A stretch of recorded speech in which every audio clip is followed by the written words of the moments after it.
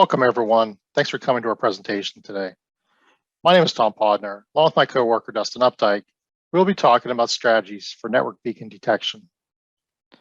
We'll review existing beacon detection techniques, as well as propose some new strategies, and more specifically, clustering algorithms. As background, we are both cybersecurity engineers at the CERT division of Carnegie Mellon. As part of our work, we engage with multiple teams from the U.S. Department of Defense. Recently, we were collaborating with several DoD teams whose primary focus is cyber threat hunting. They asked for some guidance for detecting malware-based network beacons and how to tune their existing tactics, techniques, and procedures. They had found that their go-to TTPs using network event and alerting tools like Zeek and Circata and aggregating that data into a SIM tool like the Elk Stack was not being as effective as they had hoped for detecting network beacons. So the challenge at hand was to look at network beacons from the perspective of a threat hunter. We wanted to find ways to supplement and refine their current TTPs so that they were more effective in detecting network beacons on their threat hunt missions, while also keeping in mind their need for agility and speed in a fast-paced environment. Stepping back for a minute, let's clarify what a network beacon is. Beacons are network events that reoccur on a regular timing interval, acting essentially as a heartbeat signal for the associated application. There are good and bad beacons. A computer infected with malware will often generate bad network beacons to check in and to inform its command and control server, or C2, that is installed and waiting for further instructions. Basic malware-generated network beacons often share many attributes. For example, they will often have predictable timings between network connections. Since they are simply communicating a check-in event, the packet sizes are often small. Even basic beacons will often add something called jitter to their connection timings to help avoid detection. Given these attributes, on the surface, it would seem not that difficult to track down these network anomalies. In fact, though, there are many challenges to detecting network beacons. Beacons can communicate over any protocol, but are generally found to be either HTTP, HTTPS, or DNS-based, simply because these protocols are often the most sure path out of a user environment protected by firewalls. Each of these protocols, when used for beaconing, can provide unique challenges. Take TLS, for example. Since all the communications are encrypted, there is very little additional metadata that can be determined, which would otherwise be useful for narrowing down malware-generated beacon activity. And to complicate matters even more, as infrastructure and networks continue migrating to the cloud, it becomes harder and harder to collect the right network data that can be analyzed for beacon activity. And finally, beacon detection can take time. If a beacon is only communicating every 6 hours, it may take several days of network data to find the patterns. As your window of consideration increases, network data collection can quickly lead to data overload and can overwhelm your ability to quickly process that data. And processing the data quickly is a high priority, such that you can find and eliminate malware before it can be leveraged to further compromise a given environment.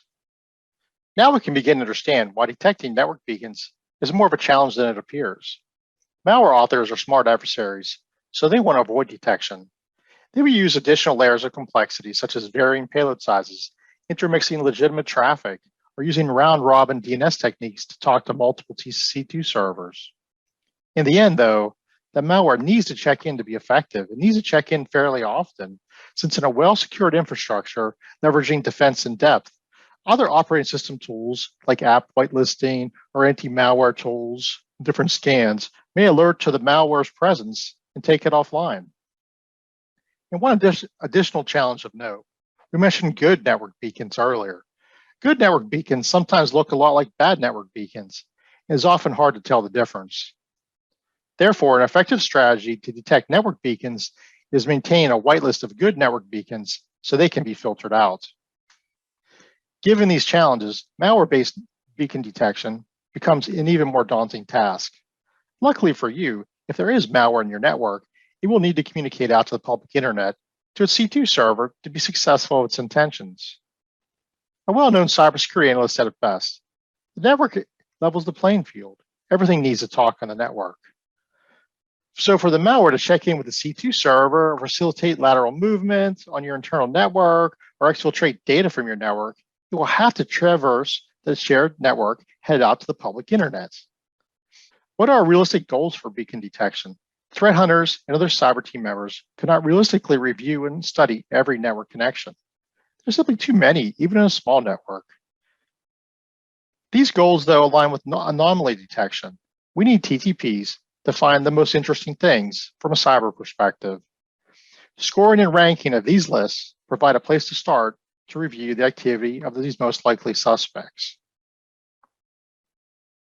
So what tools are available for beacon detection? CMU CERT has over a decade of published research and strategies surrounding beacon detection. Their open source tools can be effectively leveraged to help find interesting things on a given network. The CERT tools are developed to primarily process NetFlow datasets. A lot of the large network and SIM vendors, and even cloud providers, have enabled beacon detection switches available as part of their security tool sets. And there are other open source tool sets. These primarily are built to process connection data from tools like Zeek/Bro. Depending on the tool, they will often be able to provide some level of scoring to help the analyst determine which interesting things to review first. We talked about how some tools use NetFlow data and some use Zeek data, while others rely on their own internal collection mechanisms. Essentially, though, all these algorithms are leveraging the same core data items: source and destination IP address, destination protocol and port, connection timestamps, and sometimes packet lengths. In terms of network beacon detection, the most relevant item would actually be some newly generated metadata called delta times, which relates to the series of network connection times. It's important to understand what delta times are. This metadata is heavily used by current beacon detection algorithms and also used in the strategies that we evaluated relating to clustering and machine learning.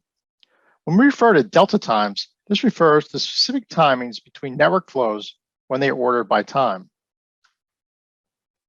Delta times are best illustrated with an example. In this case, we have a unique pair of source and destination IPs and matching destination port and protocol.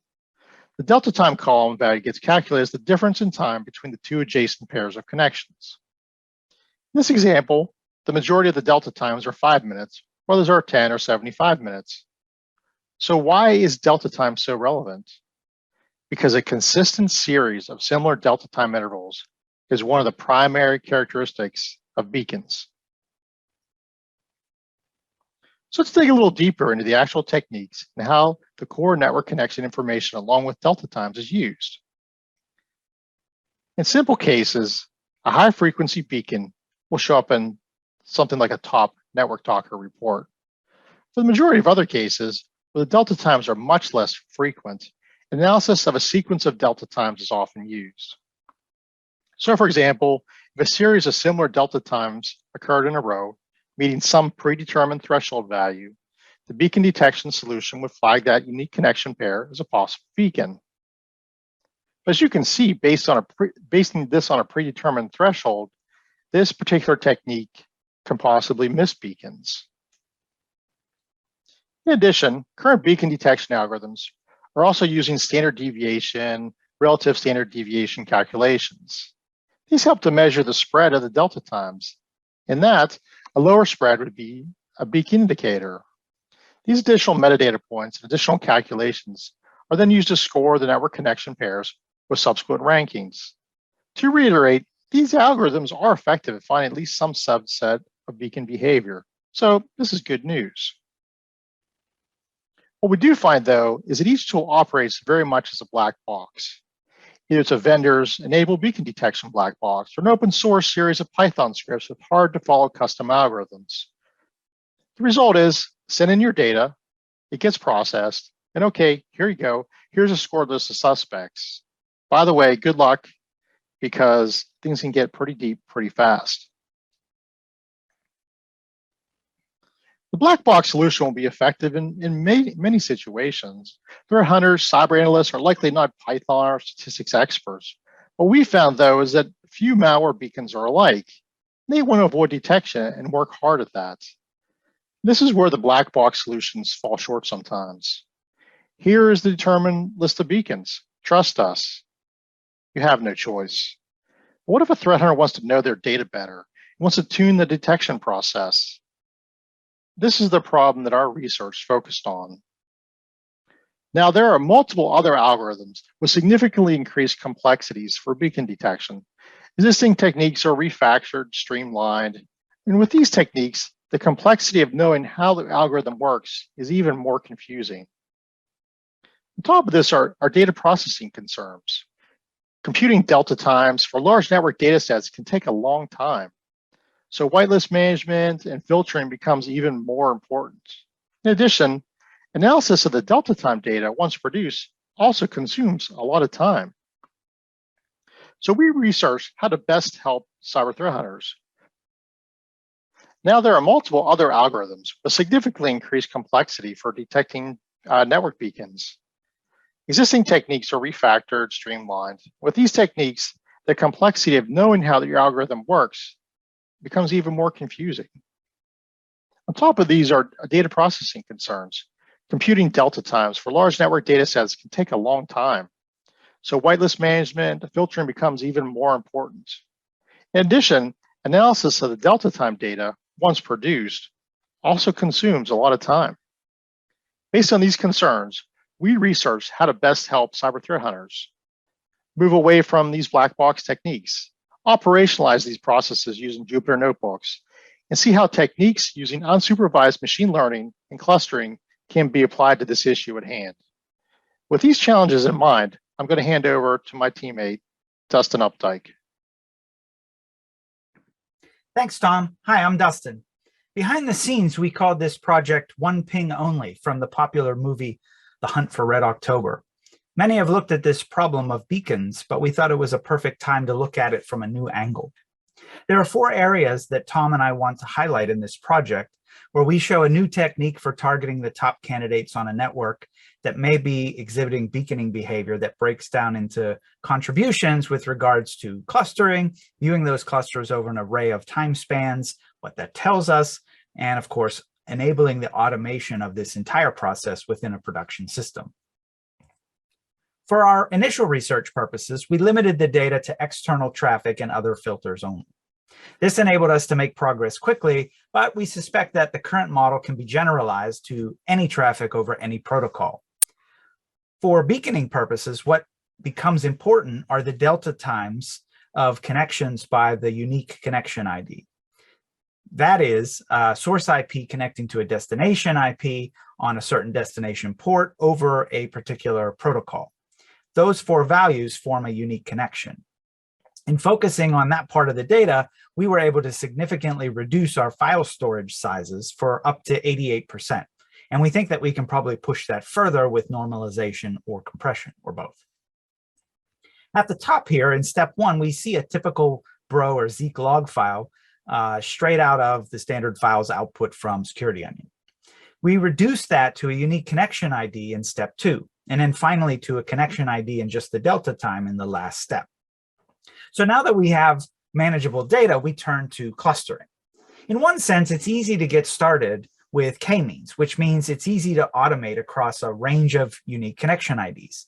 K-means automatically clusters all of the data that you put into it, but we quickly find that the outliers it includes are not relevant for our results. So that in turn, if we were to use this model, we'd have to write our own logic to then remove those records. This had us move on to dbScan, which removes outliers by default. In turn, we found that we had hard input values that are hard to automate input values. So we solved this by creating overlapping time spans within the data for 0 to 5 minutes, 3 to 15, 12 to 24, etc. By taking the mean in that time span and then adjusting it with a multiplier, we're able to show clusters within different time spans effectively. That is to say that the same data won't cluster the same way from 5 minutes to, say, 1 hour of a time span. For k-means, the first step in a unique connection ID is to determine the optimal number of clusters for that particular delta time. Here at the top, we can see a cluster with 1 outlier for a total of 2 clusters. Of course, we know that that second cluster is not really relevant for our purposes, but k-means spits that out regardless. Now, for a unique elbow, we can programmatically confirm that that's the case, seeing the greatest drop in distortion from 1 to 2k. And so taking the first full k after the maximum drop, we settle on 2 clusters as being optimal for this data. Things are a bit different in setting up dbScan. Now we need an EPS value, which we might think of as the value from the determined center point of the cluster to the next data point, and then the minimal number of data points to form a cluster. And since we have no algorithmic way to calculate that EPS reliably, we introduce the notion of time spans. Here in our graph, the initial original values are indicated in green at the left of the graph. On the far right, note that k-means has identified 2 clusters in yellow at 5 and 10 minutes. Turning to dbScan, the shortest time span, EPS, is denoted in blue, but it does not create any clusters. And as we increase the time span and therefore add more data points in the inclusion, we do start to see an expanding cluster from orange to green and so on, as we might expect. So to conclude, the results based on our test network, which we continually ran, tuning for connection IDs to have a likelihood greater than some specified variable. This likelihood is based on the total number of records evaluated for a connection and how the clusters divide out. So as a simple example, for 10 records with no outliers, all having delta values of the same time, say 10 minutes, that's approaching a 100% probability of beaconing behavior. Of course, almost no beacon in the wild exhibits this kind of clear-cut behavior. So we find that setting the likelihood too low accounts for too many false positives, which analysts won't have time to investigate. But if we set it too high and now we miss beacons that have no outlier records, which is not accurate as well. So in our experience for this particular data set, 0.85 successfully caught the 4 planted beacons that we put in there with no false positives. As Tom mentioned, we're looking to integrate directly with Elasticsearch and mitigate the need for intermediate log files. And so with incremental queries, we can quickly build deltas for new records since the last polling, and then add those to the existing set of deltas that we have for any particular connection ID. The rest of the clustering process would remain the same after this point, and we've of course written the software in a module format that allows for either files or direct queries to Elasticsearch accordingly. To summarize then, the outputs that we see in the short term for this project are obviously the research and results here, but also a suite of software products that provide operators with the detail that a Jupyter notebook would provide that outlines the entire process from data ingestion to cluster reports. In addition, we hope to containerize all of this so that teams can implement our solution in their operations alongside an ELK stack quickly and easily. So building upon the encouraging results of this model, we're looking forward to continued work on the project. Tom and I thank you for listening. And of course, if you have any comments or questions, please reach out to us at the SEI here at Carnegie Mellon University. So we got some great questions for Dustin and Tom coming in, so let's get right to them. First one we got is from Sam asking, do you have any advice for vendors on how to characterize their product's beaconing activity and share that information with customers in an easily consumable manner for their SIEM tools? Thanks, Shane. I think just being very clear about what is talking to what in terms of IPs, ports, and protocols is a good start. I think when we think of vendors, we think of there are lots of different solutions out there that do the beacon detection, but they don't really disclose how that's done. And I get it. Part of that is the secret sauce that people pay for. But in terms, I think most defending teams are aware of what software they have running on their internal networks and what it's talking to. So as long as vendors are clear about what those connections should be in terms of legitimacy, I think the rest is fine. Great. Next, we have you had any experience with this and its potential effectiveness in real world operations? We have been working with a bunch of different teams in the field as sort of a proof of concept. They have been using our tool aside, other tools that they've traditionally used in their defending.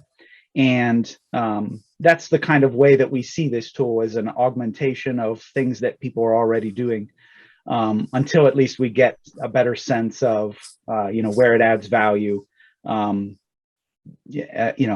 well it finds things, and how bad false positives might turn out to be. But the initial feedback has been really good. Those teams have been able to identify different things on the network that they've gone and tracked down and said, hey, this maybe shouldn't be here. So that just gives us sort of fodder to continue to do the investigations. This is sort of very early work. Next, we've heard from a few speakers about recent developing applications of DNS over HTTPS or TLS. Have you seen any interesting uses of encrypted DNS in beaconing?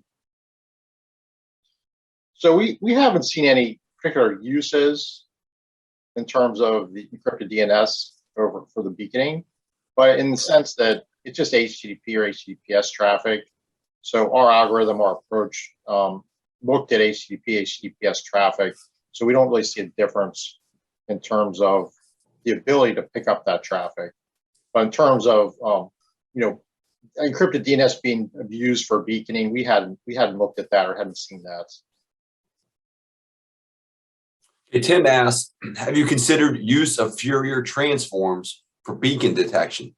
Have you contrasted the results of your tools against other solutions such as kink or associative beacon detection?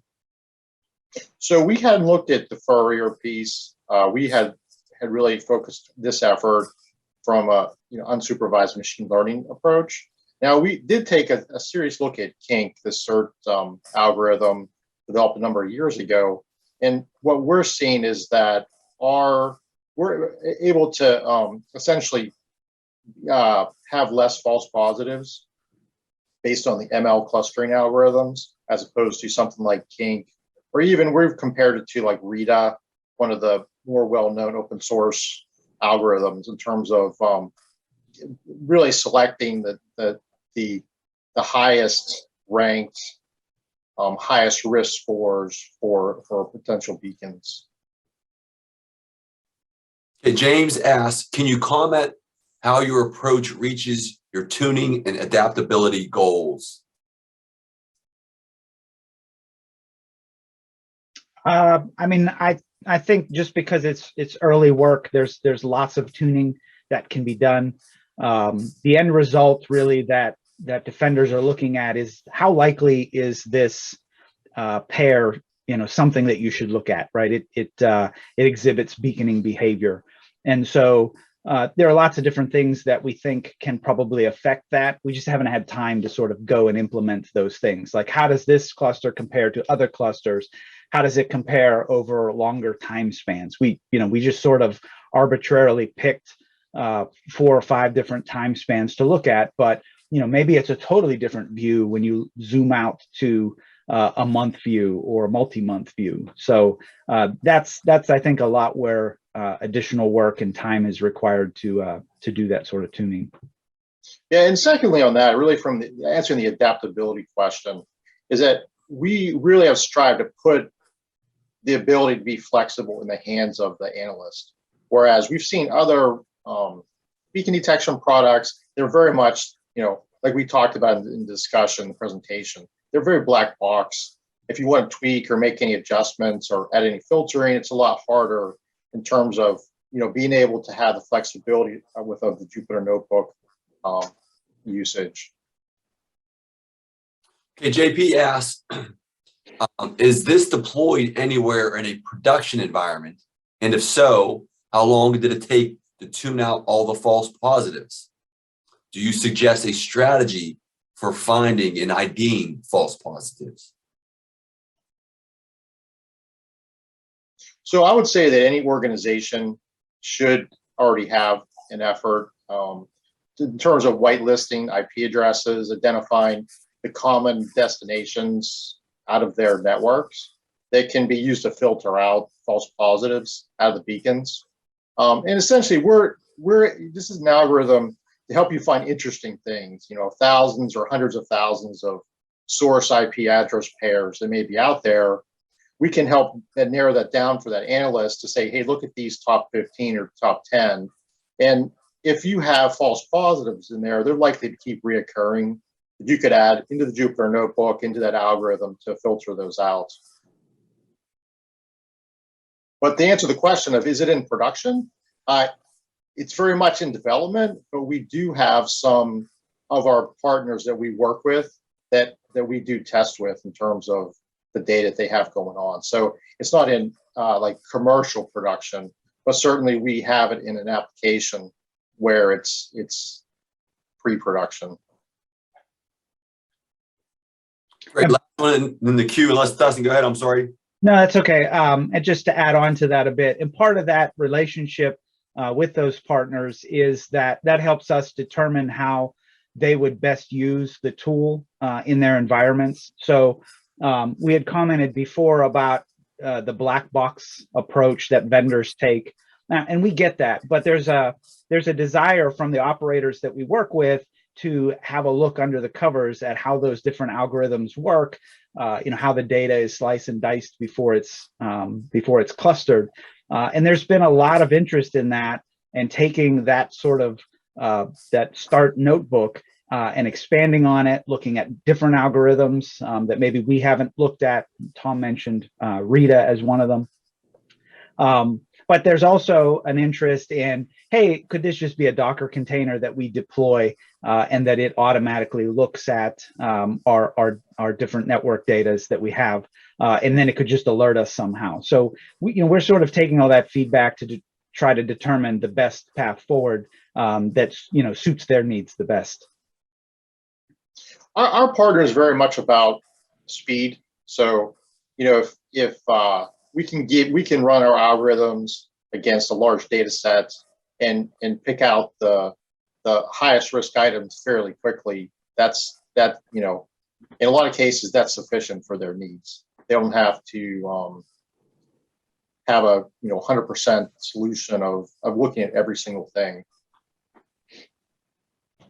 Okay, we can wrap on this one. A lot from Vince asking, can you talk about how much production data as well as time and effort would be required to tune this in a live network with millions of lines of code, or of millions of lines of flow per day? So, I can only really talk to our process.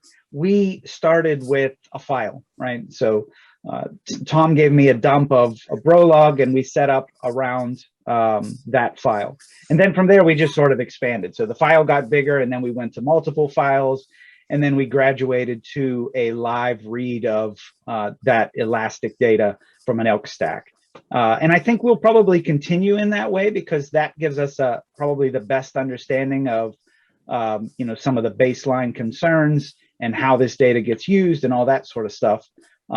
But also, really, we haven't run into an issue that we can't handle this amount of data. It's just been a matter of, okay, now we have to sort of scale out for this. The algorithm is a little bit intensive in terms of, taking that data, running dbScan over it, storing off those results. But we've made a pretty significant amount of work just to make sure that that's fast and distributed. Dustin and Tom, thank you for this great work and presenting it at FlowCon. Thanks for the opportunity.